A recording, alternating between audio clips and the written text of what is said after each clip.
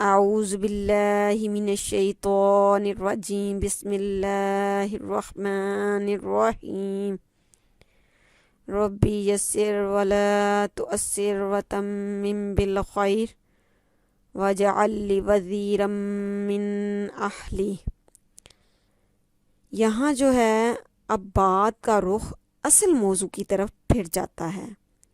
مسلمانوں کو حکم دیا جاتا ہے کہ وہ اہل کتاب کی باتوں پر کان ہی نہ دھریں، ان کی ہدایات و رہنمائی قبول ہی نہ کریں اور مستقل مزاجی کے ساتھ اپنے طریقہ زندگی اور اپنا نقطۂ نظر کی طرف بڑھتے ہی چلے جائیں۔ ہر گروہ کا اپنا رخ رفتار ہوتا ہے۔ مسلمانوں کا رخ جو ہے نیکی اور خیر کی طرف ہے۔ انہیں چاہیے کہ کسی چیز کی طرف بھی نظریں نہ اٹھائیں اور بڑھتے ہی چلے جائیں۔ آخرکار انہیں اللہ تعالیٰ کے سامنے حاضر ہونا ہے، جو اس پر اچھی طرح قدرت رکھتا ہے کہ انہیں جمع کرے۔ وہ قادر ہے کہ وہاں سب کو جزا سزا دے۔ وَلِكُلِّ وِجْهَةٌ، اور ہر ایک کے لیے ایک ہی رخ ہے، ہوا مولیہا، جس کی طرف وہ مڑتا ہے۔ فَاسْتَبِقُوا الْخَيْرَاتِ، بس تم بھلائیوں کی طرف سبقت کرو۔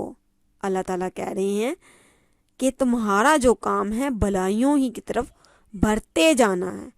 اَيْنَمَا تَكُونُوا يَأْتِ بِكُمُ اللَّهُ، جہاں بھی تم ہوگے اللہ تمہیں پا لے گا، جمیعاً سب کو۔ ان اللہ، بے شک اللہ تعالیٰ، علی کل شیء قدیر، اس کی قدرت سے کوئی چیز باہر نہیں ہے۔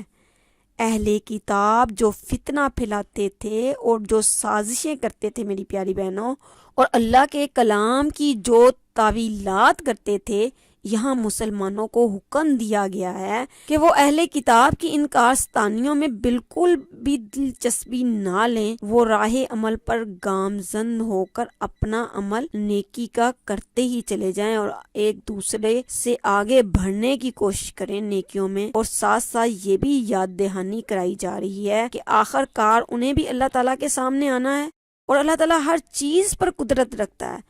اس کے لیے کوئی کام مشکل نہیں ہے، نہ ہی کوئی چیز اس کی نظروں سے اوجھل ہو سکتی ہے۔ یہ ہے وہ سچائی جس کے مقابلے میں تمام اقوال و احوال باطل ہیں، جن کی کچھ حقیقت ہی نہیں ہے۔ تو یہاں جو ہے نیکی کا جو کام ہے، صرف نماز ہی نہیں پڑھنا، اس کے ساتھ ساتھ بھلائیوں میں سبقت کے لے کے جانا ہے۔ ایک دوسرے کو دیکھنا ہے کہ وہ نیکی کر رہا ہے، میں اس سے بڑھ کے کرنے والا ہوں۔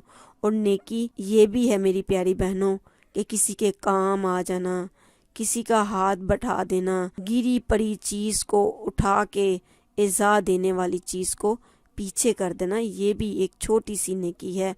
پھر تحویل قبلہ کی بات دہرائی جاتی ہے، تاکیداً حکم دیا جاتا ہے کہ جدید قبلے کی طرف رخ کر کے نماز پڑھا کرو، جسے اللہ تعالیٰ نے منتخب کیا ہے۔ وَمِنْ حَيْثُ خَرَجْتَ، جہاں سے بھی تو نکلے، یہاں جو ہے فرمایا جا رہا ہے تمہارا گزر جس مقام سے بھی ہو، فولی وجہ کا، وہیں سے اپنا رخ کس کی طرف کر لے، شطر المسجد الحرام، مسجد حرام کی طرف پھیر دو۔ وَإِنَّهُ، بے شک، لَلْحَقُّ، یہ حق ہے، یہ بالکل تمہارے رب کی طرف سے برحق فیصلہ ہے، من ربی کا، تیرے رب کی طرف سے۔ وَمَا اللَّهُ، اور نہیں ہے اللہ تعالیٰ، غافل، بغافل، غافل، اما تعملون، جو تم اعمال کر رہے ہو۔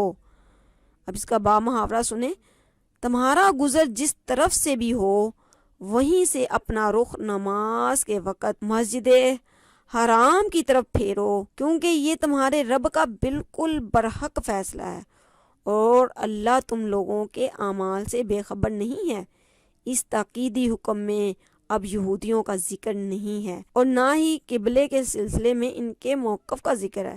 کہا گیا ہے کہ نبی صلی اللہ علیہ وآلہ وسلم جہاں بھی ہو، ان کا گزر جس مقام سے بھی ہو، وہ نماز کے وقت رخ بیت اللہ کی طرف پھیر دیں کیونکہ یہ ان کے رب کا برحق فیصلہ ہے۔ اشارتاً یہ بھی کہہ دیا گیا کہ کہیں تمہیں اس سچائی سے روگردانی نہ کر دو۔ قرآن مجید کے الفاظ ہیں اور اللہ تم لوگوں کے اعمال سے بے خبر نہیں ہے سے واضح طور پر اس طرف اشارہ ہوتا ہے کہ ان الفاظ سے یہ حقیقت سامنے آتی ہے کہ واقعی بعض مسلمانوں کے دلوں میں خلجان تھا اور ایسی صورتحال موجود تھی کہ اللہ تعالیٰ کو بار بار تاکید کرنی پڑی۔ تو اللہ سے دعا کیجیے کہ اللہ تعالیٰ ہمیں اللہ کی آیات کو سمجھنے کی توفیق عطا فرمائے۔ جزاک اللہ خیرہ۔